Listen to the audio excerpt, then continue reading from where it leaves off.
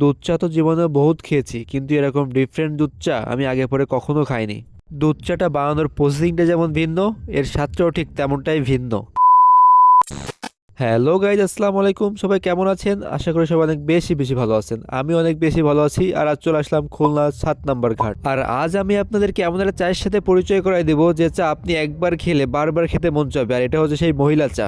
আর আমার সাথে আজ ছিল নিশি আপু। সে নাকি পুরুষ চা খাবে, তাই সে খুব সুন্দর করে তাকে বানিয়ে দিচ্ছিল একটা কমলা লেবু দিয়ে পুরুষ চা। এই ভাইয়ের দোকানে শুধু দুধ চাই না, আরো অনেক রকমের চা পাওয়া যায় এবং সবগুলোই চাই খুব সুস্বাদু। এইদিকে আমাদের নিশি আপুর পুরুষ চারা রেডি হয়ে গেছে এবং সে খাবে এবং দেখবে কেমন। পুরুষ মুরুষ বাদ দেন ভাই, আসেন মহিলা চা বানানো দেখি।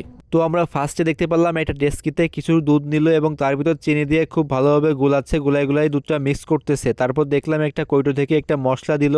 ওই মশলা দেওয়ার পর দেখলাম আরো একটা কৌটো খুলে ওইখান থেকে আরো কিছু মশলা এখানে অ্যাড করে দিল। মশলা দেওয়া হয়ে গেলে দেখলাম নাড়া নাড়া খুব ভালোভাবে মিক্স করতেছে। আর এই ভাইয়ের খুব সুন্দর একটা পেজ আছে উষ্ণতা, আপনারা সবাই ফলো করবেন। আচ্ছা, তারপর সেই মশলা দেওয়া দুধের ভিতর কিছু পরিমাণ চা দিয়ে দেখলাম খুব ভালোভাবে নাড়তেছে। কিছু সময় নাড়ানোর পর দেখলাম ওই দুধের ভিতর আরো কিছু দুধ অ্যাড করে দিল। আবারও খুব সুন্দর করে নাড়তেছে। নাড়তে নাড়তে যখন লাল হয়ে গেল এই দুধ চাটি, তখন দেখলাম এটা উঠায় চায়ের কাপে ঢালতেছে। শুধু ঢালতেছেই না, অবশেষে আমাদের মহিলা চাটি রেডি হয়ে গেছে। ওইদিকে কাপে দুধ চা ঢালতেছে আর এইদিকে নাকের ভিতর খুব সুন্দর একটা স্মেল আসতেছে। এবং এখন খেয়ে বলবো দুধ চাটি আসলে কেমন হয়েছে। এক কথায় বলতে গেলে আমার ডিফারেন্ট একটা অভিজ্ঞতা দুধ চায়ের।